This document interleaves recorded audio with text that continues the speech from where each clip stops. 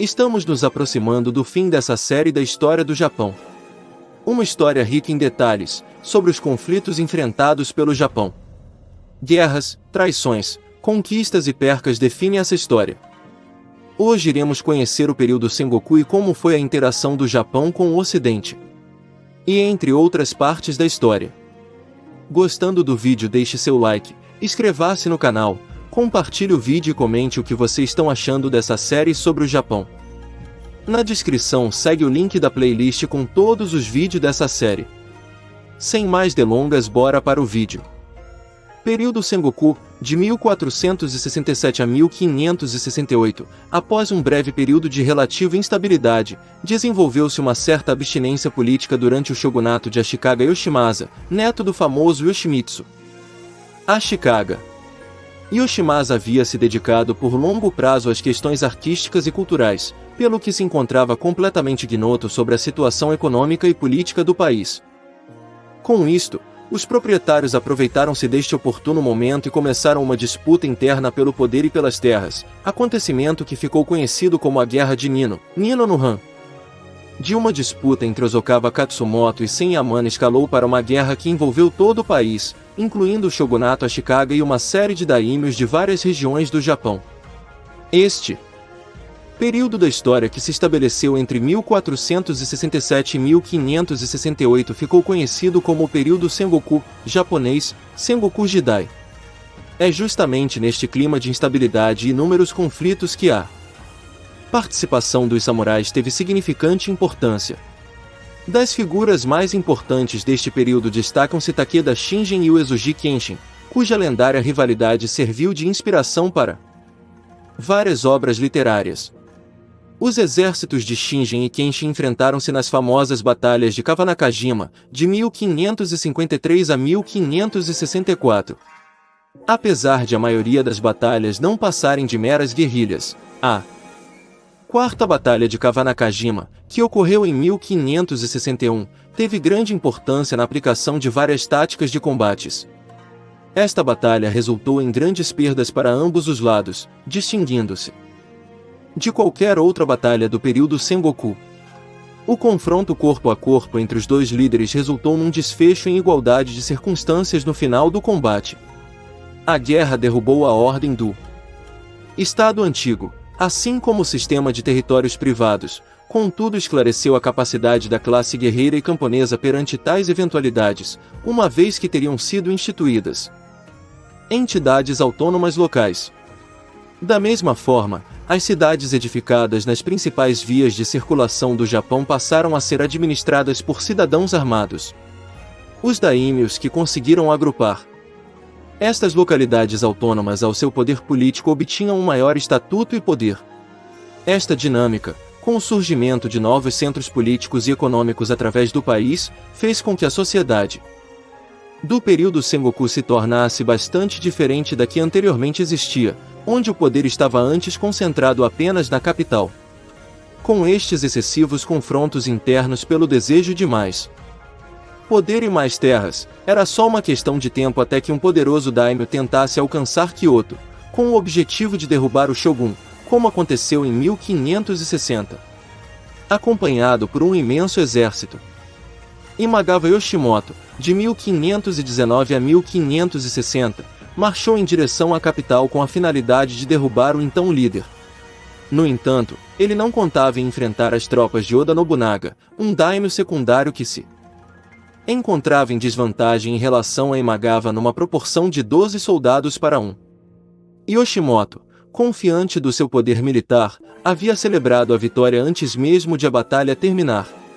Oda Nobunaga conseguiu atacá-lo quando este se encontrava desprevenido durante uma das suas habituais celebrações na Batalha de Okezama. Enquanto Yoshitomo saía da sua tenda justo a causa da agitação que ocorria no exterior, foi capturado e em seguida morto nesse mesmo local. Nobunaga passou então de um simples daimyo para uma figura de destaque na conjuntura política e militar do país. Desenvolvimento cultural e contato com o Ocidente. Apesar do proeminente estado de guerra, o desenvolvimento de vários fatores culturais no Japão foi evidente neste período na arquitetura, pintura, música e poesia. O terceiro Shogun Yoshimitsu foi um importante promotor das artes no Japão, aspecto este fulcral que estimulou a origem da cultura Kitayama durante o seu reinado, que perdurou entre a segunda metade do século XIV e inícios do século XV. Este período ficou marcado pelo surgimento dos teatros no Aikyogen e pela distinta construção do pavilhão Kinkakuji, em japonês, Templo do Pavilhão Dourado. Na segunda metade do século XV, o oitavo Shogun, Ashikaga Yoshimasa, promoveu a cultura Higashiyama, onde o Zen budismo e a estética wabi-sabi influenciaram a harmonização cultural entre a corte imperial e a classe samurai, assim como incentivaram o florescimento de expressões artísticas, como o surgimento da cerimônia do chá, chade ou sede, a ikebana, o kade, o renga, entre outras. Durante a fase final do período de Sengoku deu-se a chegada dos primeiros europeus, oriundos de Portugal, ao Japão. Isto ocorreu em 1543, quando um navio de portugueses aportou na costa da ilha de Tanegashima, a sul de Kyushu. As armas de fogo trazidas pelos exploradores portugueses foram as primeiras a serem introduzidas no Japão. Em 1549, o jesuíta espanhol Francisco Xavier chegou a Kyushu e destacou-se como um importante difusor do cristianismo no Japão. Nos anos seguintes, comerciantes portugueses, holandeses, ingleses e espanhóis chegaram ao Japão enquanto missionários jesuítas, franciscanos e dominicanos. Com isto, os visitantes europeus denominados de Namban, literalmente, bárbaros do sul, desembarcaram na região sul do arquipélago japonês e rapidamente desenvolveram um conceito elementar relativamente aos japoneses, considerando-os enquanto sociedade feudal, providos de um grande desenvolvimento urbanístico e uma sofisticada tecnologia pré-industrial. As armas de fogo trazidas pelos portugueses foram uma importante inovação tecnológica e militar que ocorreu neste período. A produção deste tipo de armas começou a ser efetiva em inúmeras áreas do Japão, tendo sido um fator decisivo com a utilização do arcabuz na Batalha de Nagashino em 1575. O cristianismo espalhou-se pelo país muito rapidamente, sobretudo a oeste do arquipélago, refletindo-se na conversão religiosa por parte de alguns daimyos da região. No entanto, as autoridades japonesas consideraram o cristianismo como uma eventual ameaça, que poderia facilmente desencadear uma possível conquista europeia sobre o Japão. Assim, foi proibida a prática desta doutrina religiosa em toda a nação, recorrendo-se à violência como método exemplar e impiedoso. Isto resultou no corte gradual entre as relações comerciais do Japão com o resto do mundo, exceto com a China e Países Baixos, nos começos do período Edo. Em 1573 Oda Nobunaga, 1582, marchou em direção a Kyoto para derrotar o Shogun Ashikaga Yoshiki. Este acontecimento marcou o início do que é denominado de período Azuchi Momoyama Jidai, o qual recebeu o nome de dois emblemáticos castelos da época, nomeadamente os castelos Azuchi-Jota e Fushimi-Momoyama. Uma semana depois, após conseguir a retirada do Shogun Yoshiki, Oda Nobunaga convenceu o imperador a alterar o nome da era para Teiji enquanto símbolo do estabelecimento de um novo sistema político. Da mesma forma, o imperador concedeu-lhe o título de Udaijin, Lit Grande Ministro do Estado, tendo assim permanecido por 4 anos. Nobunaga nasceu em 1534 na província de Owari, e até 1560 havia sido um daimyo secundário. Em 1560, alcançou fama e reconhecimento ao vencer o vasto exército de Imagawa Yoshimoto durante a Batalha de Okizama. Depois de colaborar com a ascensão de Yoshiaki ao poder, Nobunaga lançou uma campanha com o propósito de tomar o controle da parte central do país. Em 1570 derrotou os clãs Asai e Asakura, durante a Batalha de Anegawa, e em 1575 derrotou a lendária cavalaria do clã Takeda na Batalha de Nagashino.